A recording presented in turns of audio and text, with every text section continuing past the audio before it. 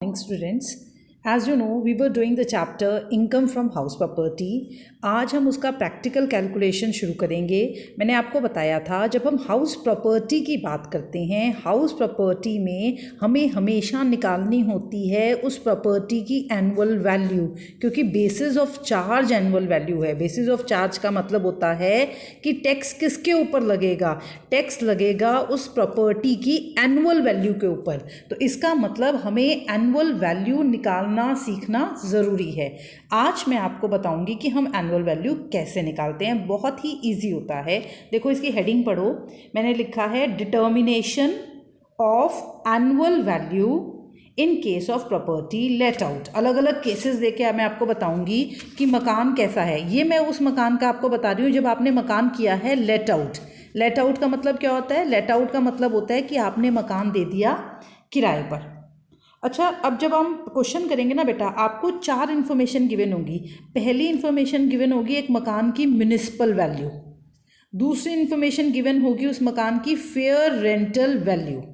ठीक है, पहली क्या गिवन होगी? म्युनिसिपल वैल्यू, दूसरी फेयर रेंटल वैल्यू, तीसरी होगी स्टैंडर्ड रेंट और चौथी होगी एक्चुअल रेंट। इसको आप इसी सीक्वेंस में लिखोगे। सबसे ऊपर लिखोगे म्युनिसिपल वैल्यू, फिर फेयर रेंटल वैल्यू, तीसरे नंबर पे आप लिखोगे स्टैंडर्ड रेंट और चौथे नंबर पे आप लिखोगे एक्चुअल रेंट। हम इस सीक्वेंस को फॉलो करेंगे।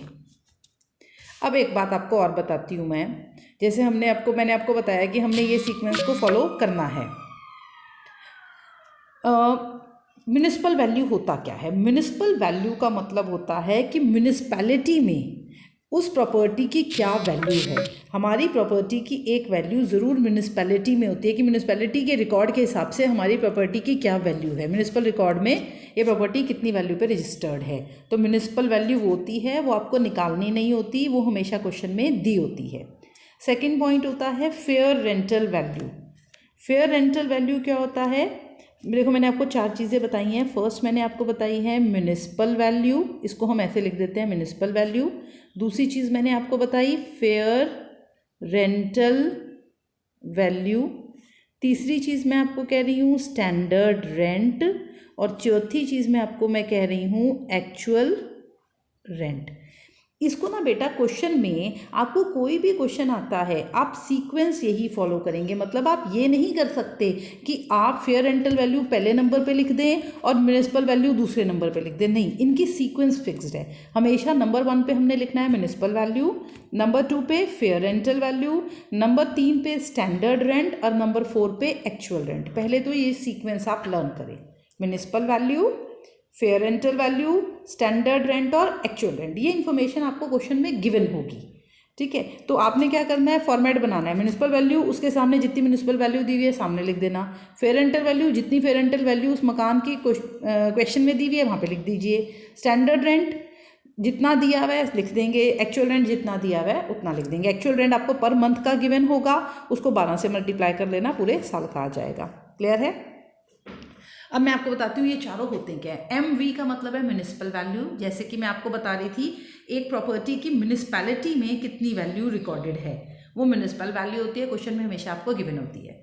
सेकंड पॉइंट है fair rental value. Fair rental value का मतलब होता है उस प्रॉपर्टी के बराबर की प्रॉपर्टी आपके आसपास किस रेंट पे चढ़ी हुई है। जैसे कि अगर आपने अपना मकान किराए पर देना है, क्योंकि ये केस मैंने लिया है प्रॉपर्टी लेट आउट का, आपने अपना मकान किराए पर देना है और आप देना चाहते हो, आप ढूंढ रहे हो कि कोई किराएदार अच्छा सा मिल जाए आपकी प्रॉपर्टी के लिए।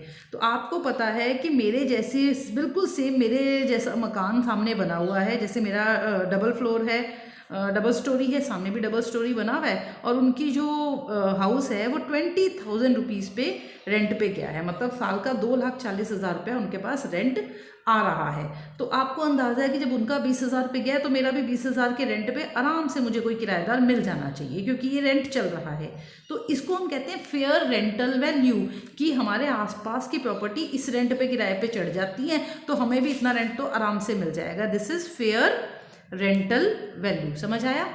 थर्ड है स्टैंडर्ड रेंट। स्टैंडर्ड रेंट आपको हर क्वेश्चन में नहीं मिलता। अगर क्वेश्चन में स्टैंडर्ड रेंट गिवन है तो थर्ड नंबर पे लिखोगे, गिवन नहीं है तो स्टैंडर्ड रेंट मिटो दोगे, फिर आप म्युनिसिपल वैल्यू, उसके बाद लिखोगे फेयर रेंटल वैल्यू, सीधा नीचे एक्चुअल रेंट लिख दोगे। अब स्टैंडर्ड रेंट क्यों नहीं गिवन होता हर क्वेश्चन में? क्योंकि स्टैंडर्ड रेंट सिर्फ उस क्वेश्चन में गिवन होता है जहां पर रेंट कंट्रोल एक्ट अप्लाई करता है। एक्चुअली रेंट कंट्रोल एक्ट होता है जो हर शहर पर अप्लाई नहीं करता, कुछ बड़े शहरों पर ही अप्लाई करता है। तो अगर आपके पास उन सिलेक्टेड सिटीज़ का क्वेश्चन आ रहा है तो स्टैंडर्ड रेंट गिवन होगा उस क्वेश्चन में। जैसे मान लो यमुनानगर का अगर क्वेश्चन हो तो हमारे यमुनानगर में स्टैंडर्ड रेंट या रेंट कंट्रोल एक्ट अप्लाई नहीं होता, तो हमारे शहर के क्वेश्चन में स्टैंडर्ड रेंट गिवन भी नहीं होगा।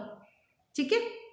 और चौथे नंबर पे क्या है? Actual rent. AR means actual rent. जब आप मकान किराए पे दोगे, किराएदार आ रहा है, उसने कितना किराया फिक्स किया है। जैसे आप सोच रहे थे कि फेयर रेंटल वैल्यू तो 20,000 रुपये पर मंथ है, पर आपको एक बढ़िया किराएदार मिल गया और वो 25,000 रुपये पर मंथ पे मान गया, तो फेयर रेंटल वैल्यू 20,000 बेशक चल रही हो, पर आपको एक्चुअल रेंट कितना आ रहा है?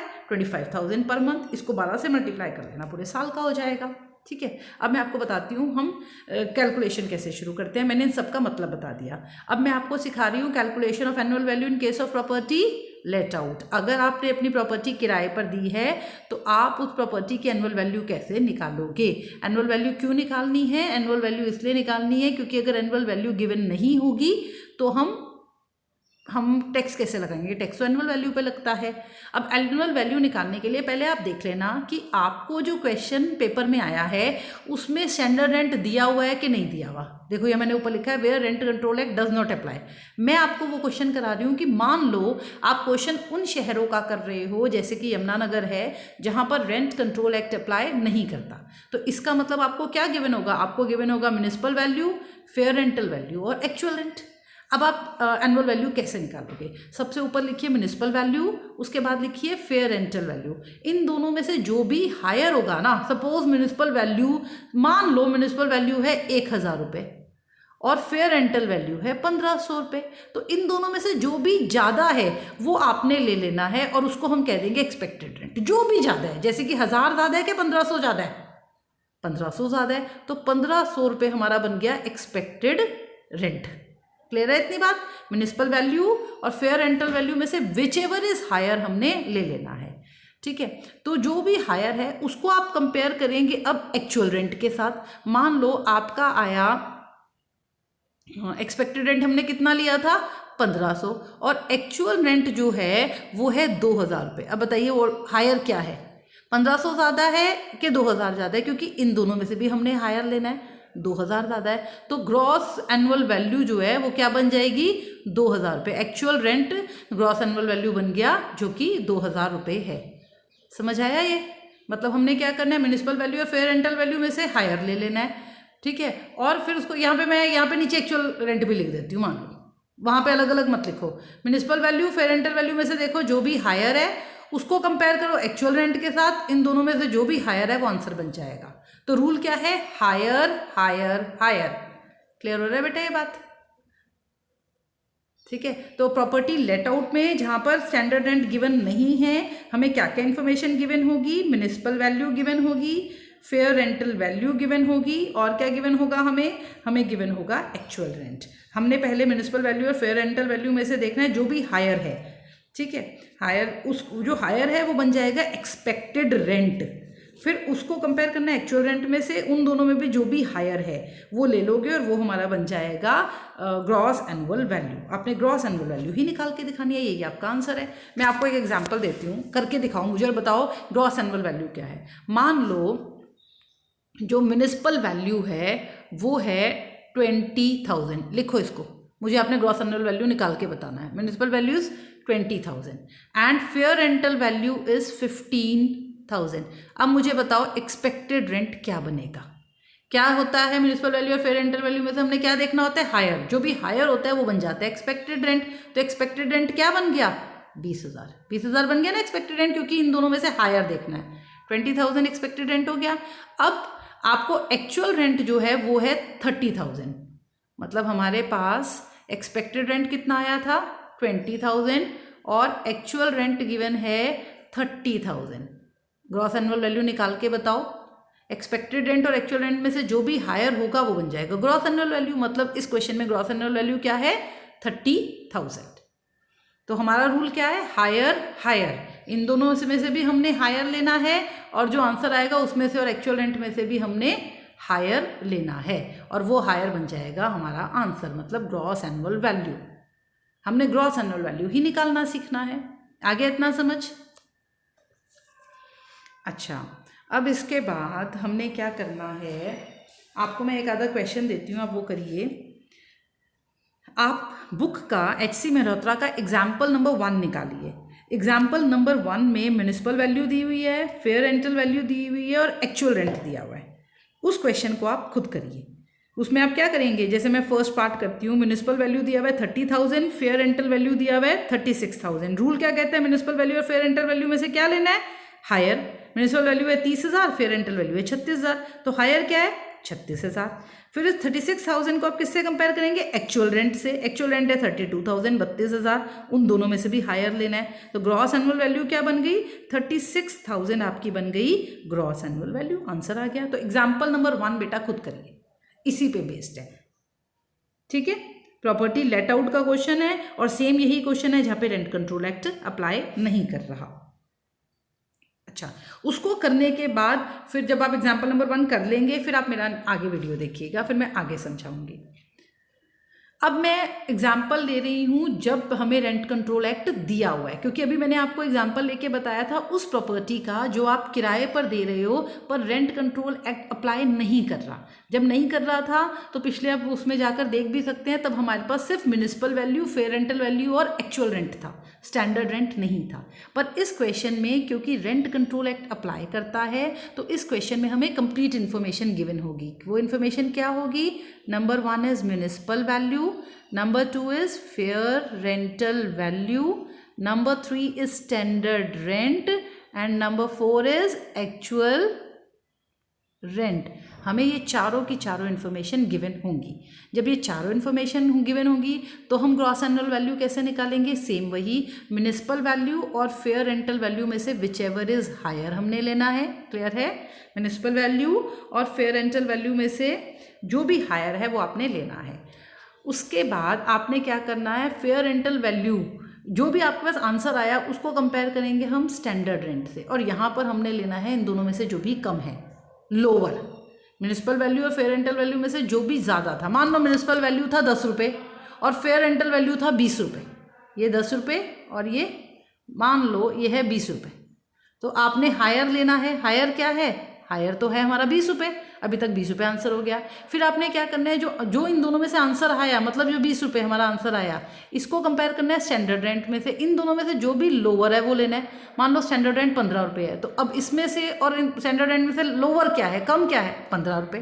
15 रुपये ले लिया अभी तक हमने। अब उसको इन दोनों में से जो लोअर था उसको कंपेयर करिए एक्चुअल रेंट से। मान लो एक्चुअल रेंट है फिर से 20 रुपये। अब इन दोनों में से जो भी हायर है वो आप लेंगे, ठीक है। एक्चुअल स्टैंडर्ड रेंट और एक्चुअल रेंट में से जो भी हायर है, मतलब 20 जो है आपका आंसर हो जाएगा। तो हमारा रूल क्या है, म्युनिसिपल वैल्यू और फेयर रेंटल वैल्यू में से हमने क्या करना है, इन दोनों में से हमने लेना है हायर। जो भी हायर है वो ले लीजिए। जो हायर है उसको कंपेयर करेंगे आप स्टैंडर्ड रेंट में से। और अब इस आंसर को मान लो जैसे कि इन दोनों में से हायर आया, से इन दोनों में से आंसर आया हायर 10,000 रुपये, उसको कंपेयर कीजिए स्टैंडर्ड रेंट में से, और स्टैंडर्ड रेंट है 12,000 रुपये। तो इन दोनों में से हमने लेना है लोअर। तो लोअर क्या है, वैसी बात है 10,000 लोअर है, ये आंसर हो गया। ये कर फर्दर कैरी होगा। इस 10,000 को आप कंपेयर करेंगे एक्चुअल रेंट से, और इन दोनों में से फिर से हमने लेना है हायर। अब आप इस स्लाइड को पढ़ सकते हैं, मैंने क्लियर कट यहाँ पे लिखा है, पढ़िए इसको, आपको ज़्यादा अच्छे से समझ आएगा। म्युनिसिपल वैल्यू और फेयर रेंटल वैल्यू में से लेना है हायर, ठीक है। फिर उसको कंपेयर करना है स्टैंडर्ड रेंट से। ये जो आंसर आया, आंसर को कंपेयर करेंगे आप स्टैंडर्ड रेंट से, और आंसर और स्टैंडर्ड रेंट में जो भी लोअर था वो लेना है आपने, और लोअर अब बन जाएगा आपका एक्सपेक्टेड रेंट, ठीक है। फिर वो जो भी एक्सपेक्टेड रेंट बना उसे कंपेयर कीजिए एक्चुअल रेंट से, और विच एवर इज हायर आप ले लेंगे, और वो आपका आंसर हो जाएगा ग्रॉस एनुअल वैल्यू।